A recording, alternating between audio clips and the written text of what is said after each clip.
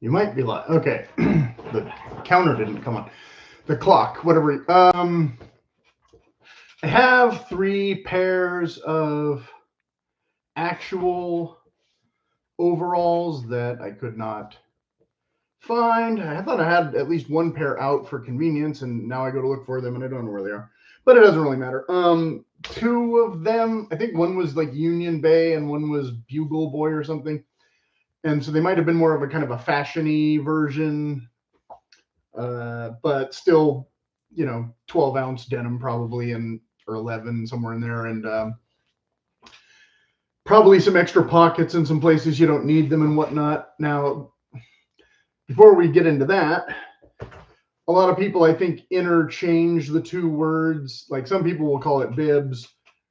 I call it overalls, but that's not to be confused with coveralls, which coveralls is typically associated with a mechanic kind of job. And like these are some German army ones that don't fit me anymore. But, it's got the zipper all the way down to the legs or whatever, and it covers the entire arms with sleeves. This, of course, has epaulets that you would not usually find on civilian ones, and a stand-up collar instead of a more traditional collar that you would also more likely find on civilian ones. And this one has some arm grommets for breathability and some zip pockets and features like that you may or may not find on civilian ones. And I got these at the army store a long time ago for less than you'd find them for now. And some of them might have a drawstring or elasticized waist, full length pants. These ones have Velcro and zippers and things to get over your boots. Again, an army feature, but a little more likely to be still found on a civilian version. So that is a coverall. It covers all your whole outfit. It's meant to be typically worn over most of your regular clothes, if not all of your regular clothes. And again, if you're in the military, you might take off your blouse, or you might not wear your trousers with this. But typically in a civilian use, you get to work and you pull this on over your other outfit if you need it. So that's not what we're talking about today. What we're talking about today is the other kind. And I thought Wilfred Brimley made an entire like half a career or more out of wearing overalls. And then when I went to find a photo to show him, like there was hardly any on Yahoo. So you got what you got. I was going to use a thumbnail, but then when I couldn't find the other ones to try and see if I could still put them on, that became moot. So this is not a pair of overalls. This is just an apron. But for example, now I'm not tooting my own horn. I know I'm up against a lot of YouTube channels where they make entire outfits of various time periods or fantasy movie tributes or whatever out of their own brains or whatever, and they assemble all this thing in like 3 or 5 days or less or something, or sometimes they get all into embroidery. This is just some functional junk that I put together to give you an idea of stuff that you can do if you're feeling kind of stuck. So these were all done, I don't know, a dozen years ago maybe already. So like this one, the tape is all kind of gross and needs to be replaced. But what I had done was tape down the hem. And I'm just gonna,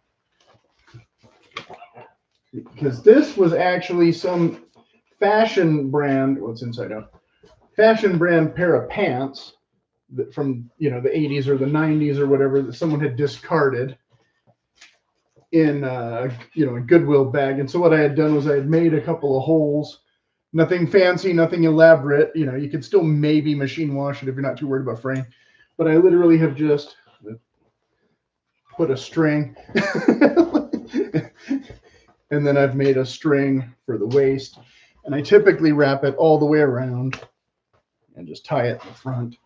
And so there's literally nothing elaborate about this at all. I just punched a hole and put a string. And so this is a leg from an old pair of jeans that can now function as an apron that mostly I use for when I'm doing like watercolors for painting. So that's that. That's a simple, like I said, a couple old shoelaces or whatever and good to go. That now some of the seams had been kind of frayed and loose, so I had stitched around the edge very crudely using again tape to kind of hold down the, and now the tape is old and kind of crusty, but the edge is more or less in place. It's not going to go anywhere and roll up and be too annoying. But most of the edges, since this was such an irregular, odd pattern, were already kind of like that. But could you do this with a regular pair of jeans and not have an interesting pattern? Yes, you totally could.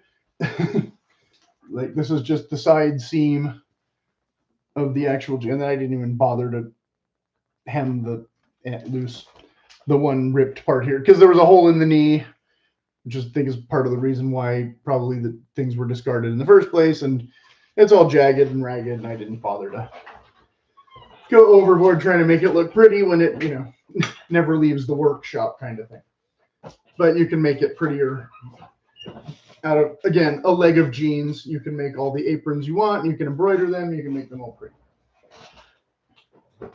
Continuing in the denim realm, then this one took a little bit more time and effort, but what I had done was taken, I think, part of that same pair of jeans, or maybe a shirt in one spot. I don't remember. But so these are not going to be pretty at all.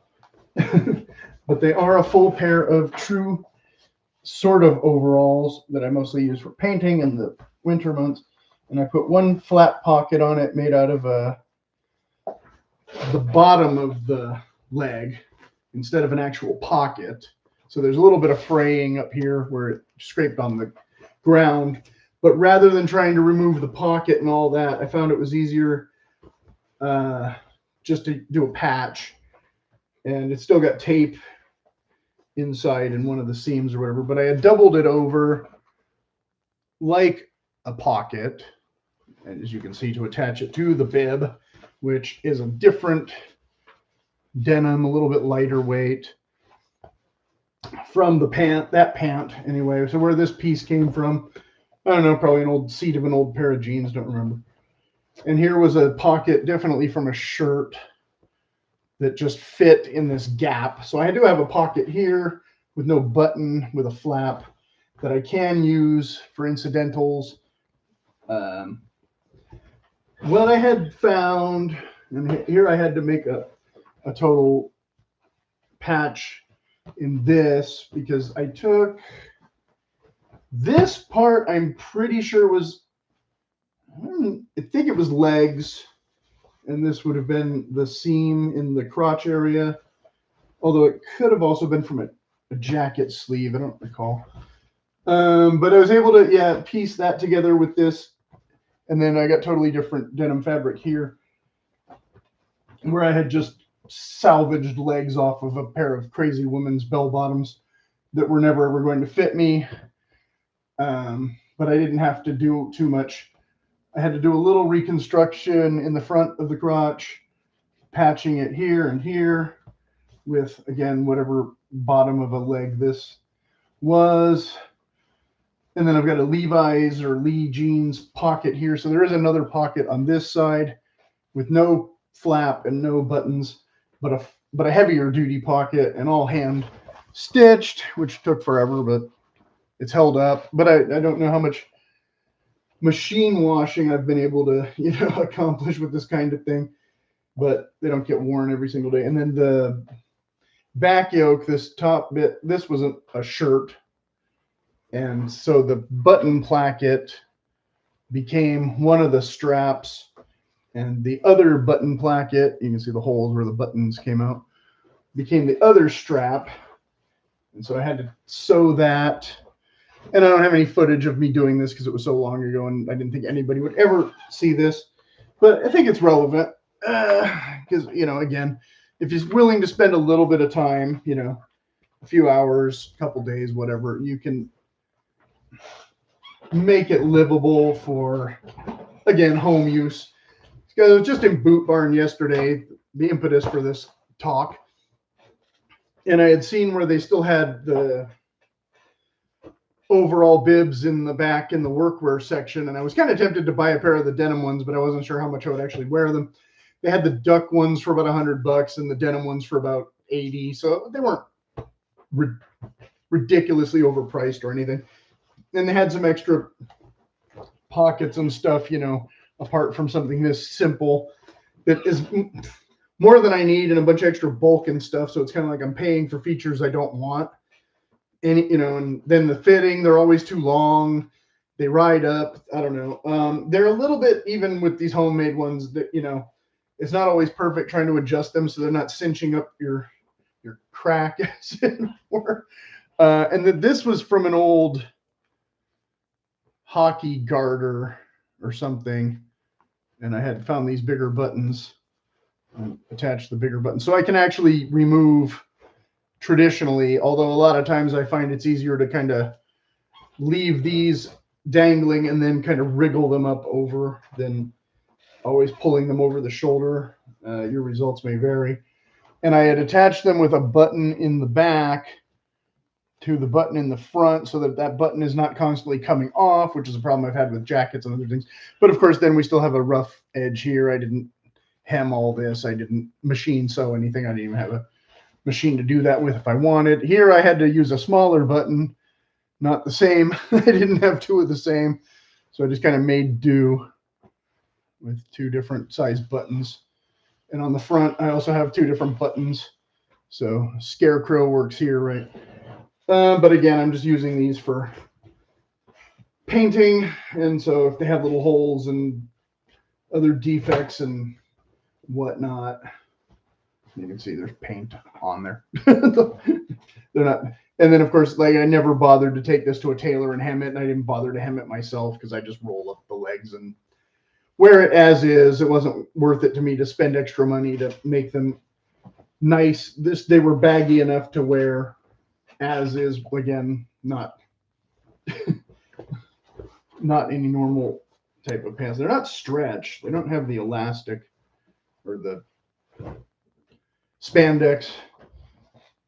So they're just regular cotton denim from years ago from whatever thrift store bin or whatever.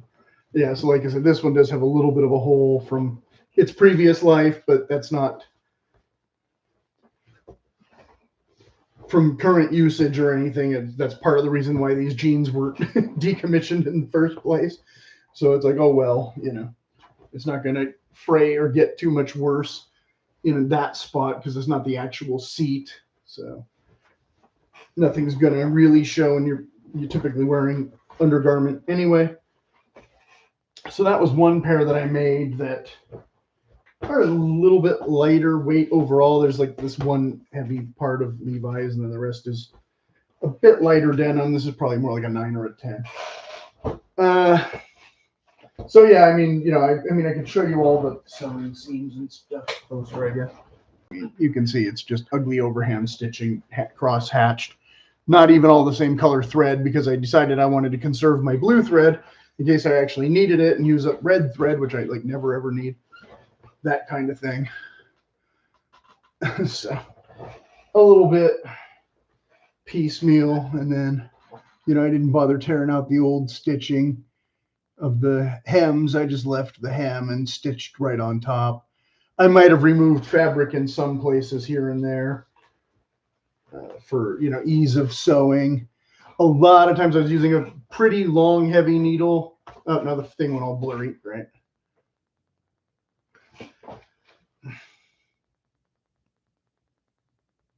I don't know what makes the camera come in and out of blur, but I got too close with this, so that didn't help. Okay, there we go. Yeah. So yeah, a lot of times I had to really push it through, and fortunately didn't have a bent or broken needle. So this is another pair. This time I had used the rest of the hockey garter, or a different hockey garter.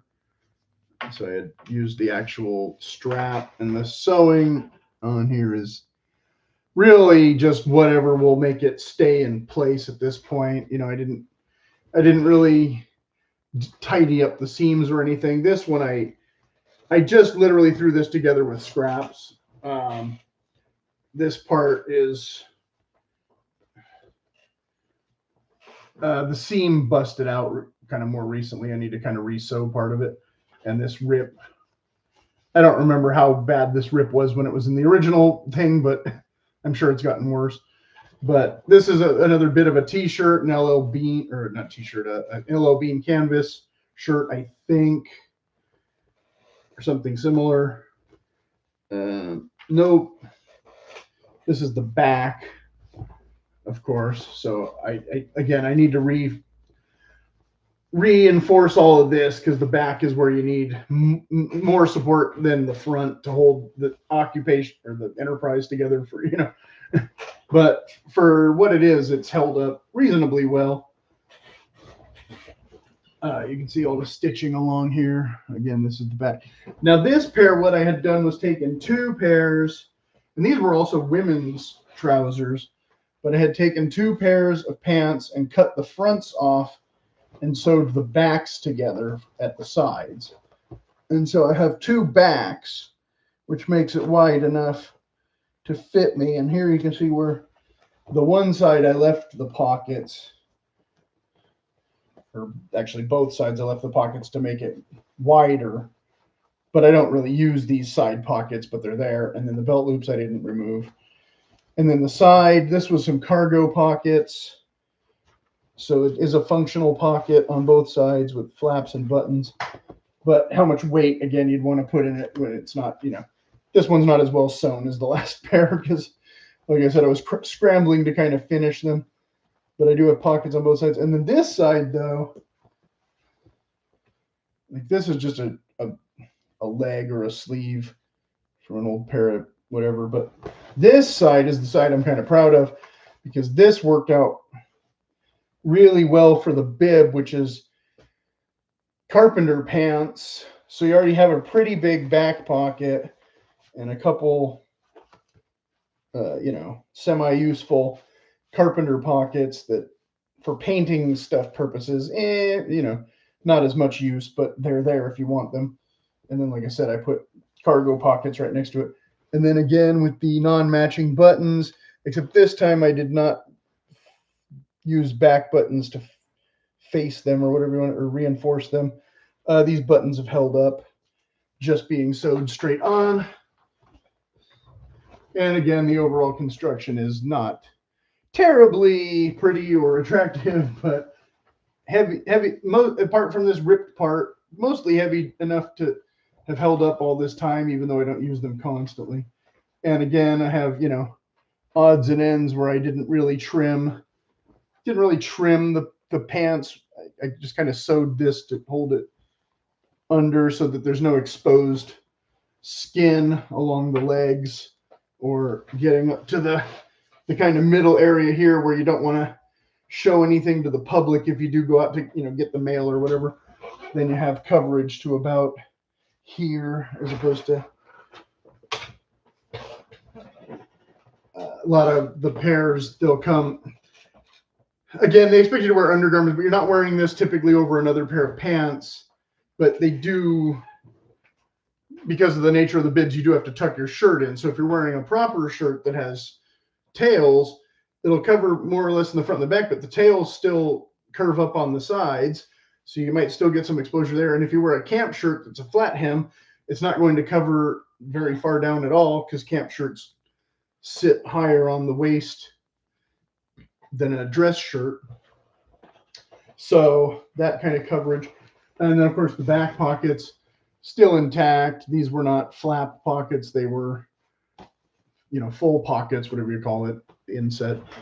So I have extra pockets that were just, you know, part of the pants in both the front and the back. Because, again, I didn't have any real reason to remove all the extra material. It doesn't bother me. It's just there. But if you got a pair of khaki pants or whatever, and you did actually remove that, then again, you'd want to sew that shut or find some way to cover that so that you don't have a weird exposure in odd places. Whereas if you used jeans, it's all patch pockets. You'd have less issue with that. 5-pocket pants, I should say, typically. Although some denim pants will have flat pockets, I guess, but it's not very common. Whereas these, of course, being a nice twill, they're soft, they're comfy. I had, like I said, I had to really, really, really stitch the sides to make sure that they didn't separate. When I got to the bottoms, I found that the hems were a little bit too much fabric, so I just kind of said it's fine and didn't sew it all the way, and just kind of left it open at the bottom. Again, I could have a tailor maybe modify that if I wanted to spend the money and make it look prettier for no reason at all. Again, they're covered in paint, and that's why I made them. This one, I got to re-sew part of that. The seam kind of busted. This one less so.